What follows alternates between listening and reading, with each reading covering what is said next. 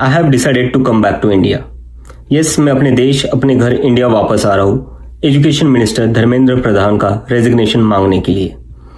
इतने दिन से आप सब देख ही रहे हो कि हम सोशल मीडिया पर आवाज उठा रहे हैं कि पेपर लीक के कारण जिन नीट के बच्चों ने सुसाइड की और जो लाखों स्टूडेंट्स की मेहनत बर्बाद हुई है, उसके लिए तो धर्मेंद्र प्रधान को रिजाइन करना ही चाहिए। 26 साल के एक लड़के ने ऐलान किया बीजेपी एंड कंपनी का चेहरा सूख गया। एक तरफ हिंदुस्तान के बच्चे होंगे और दूसरी तरफ नरेंद्र मोदी, क्योंकि अभिजीत दीप के जो कॉकरोच जनता पार्टी के फाउंडर हैं और वो बॉस्टन यूनिवर्सिटी में पढ़ते हैं, उन्होंने भारत आने का ऐलान कर दिया है। और वो भारत आ रहे हैं नीट, CBSE, SSC और CUET जैसी परीक्षाओं में नरेंद्र मोदी की महान कामयाबी का जश्न मनाने। कॉकरोच जनता पार्टी पहली बार जमीन पर उतरने जा रही है और नारा है धर्मेंद्र प्रधान इस्तीफा दो।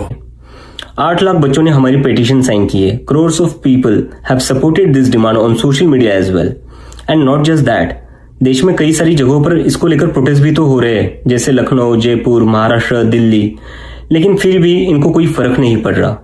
आज नीट के 22 लाख स्टूडेंट्स, CBSE के 17 लाख स्टूडेंट्स, CUET के 16 लाख स्टूडेंट्स और SSC GD के 40 लाख स्टूडेंट्स, ऐसे 1 करोड़ से ज्यादा स्टूडेंट्स हैं जिनकी जिंदगी के साथ मजाक किया गया है सिस्टम द्वारा। इसकी वजह से स्टूडेंट्स बहुत ही ज्यादा एंशियस और परेशान है अपने फ्यूचर को लेकर। किसी को तो इसकी जिम्मेदारी लेनी होगी। जिम्मेदारी क्या चीज होती है? ये मेरी सरकार है भैया, इसमें जिम्मेदारी नाम की कोई चीज नहीं होती है। यह एक ही नारा चलता है, आराम बड़ी चीज है, मुंह ढक कर सोइए। मोदी जी के 18 घंटे काम करने के बावजूद कॉकरोचों के सरदार ने मोदी जी की नींद हराम करने का ऐलान कर दिया है। इतने बड़े ब्लंडर के बाद भी अगर एजुकेशन मिनिस्टर रिजाइन नहीं करते तो इसका मतलब इस देश में अकाउंटेबिलिटी नाम की कोई चीज बची ही नहीं है। ऐसा लगता है कि सिस्टम जितनी चाहे उतनी गलतियां कर सकता है और उसके लिए कोई कॉन्सिक्वेंसेस है ही नहीं। सारे कॉन्सिक्वेंसेस स्टूडेंट्स के लिए है। ऐसा कब तक चलेगा? ये रिजाइन करना होता तो कर चुके होते। आप क्या चाहते हैं? मोदी जी अपने चहेते मंत्री को कैबिनेट से निकाल के बाहर कर दें? पर्चा लीक जैसी मामूली घटना पे आप चाहते हैं कि एक मंत्री का इस्तीफा हो जाए? कब तक चलेगा? 12 साल से चल रहा है। ये मोदी हैं जो पूरे मुल्क से कागज मांगते हैं और अपना कोई हिसाब जनता को नहीं देते और ना ही कोई आगे हिसाब देने का इरादा है।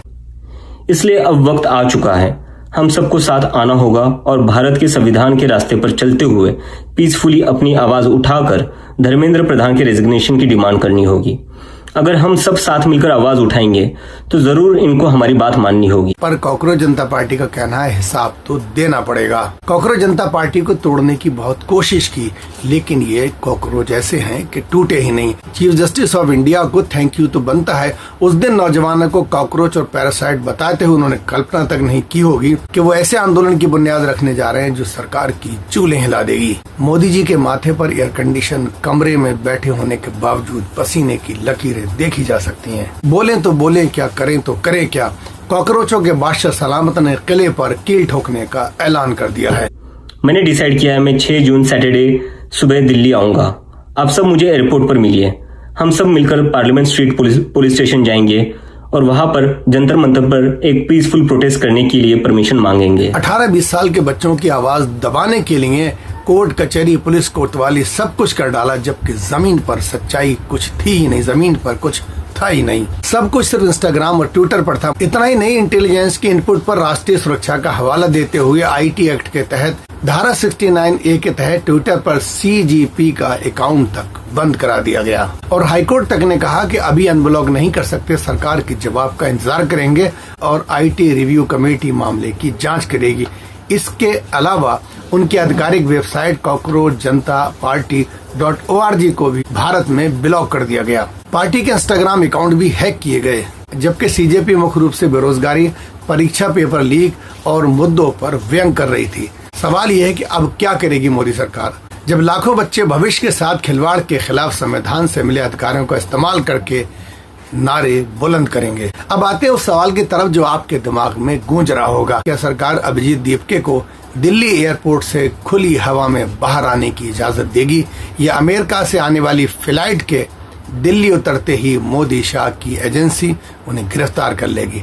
अभिजीत दीपके को भी अंदाजा है कि मोदी सरकार किस हद तक जा सकती है। जिस तरह से सरकार ने विरोधी आवाजों को कुचला है, खत्म किया है, उसको देखते हुए वो किसी भी हद तक जा सकते हैं। मोहम्मद जुबैर से लेकर सोनम वांगचुक, आनंद तेलतुंबड़े, सुधा भारद्वाज और स्टेट स्वामी तक मोदी सरकार ने आलोचकों को खत्म करने के लिए सारी मिसालें पेश की हैं। ये देश किसी एक पार्टी का नहीं है, ये देश सबका है और किसी न किसी को तो आगे आकर आवाज उठानी ही होगी। 12 साल से नौजवान अपनी बदहाली पर रो रहा है, न पढ़ने देंगे, न सोचने देंगे, न लिखने देंगे, न बोलने देंगे, और जो भी बोलेगा उसे देशद्रोही साबित कर देंगे। उनके ऊपर NSA लगा देंगे, UAPA लगा देंगे, ED लगा देंगे, CBI लगा देंगे, जेल में डाल देंगे, न मुकदमे चलने देंगे, न जमानत होने देंगे। लेकिन कहते हैं ना, कॉकरोचों को खत्म करना इतना आसान नहीं है। कहते हैं कॉकरोच परमाणु हमलों से भी बच जाते हैं, और अगर अभिजीत दीपके पर कार्रवाई हुई तो कहीं ये कार्रवाई सरकार को महंगी न पड़ जाए। अभिजीत दीपके का कहना है, मैंने डिसाइड किया है 6 जून सुबह मैं दिल्ली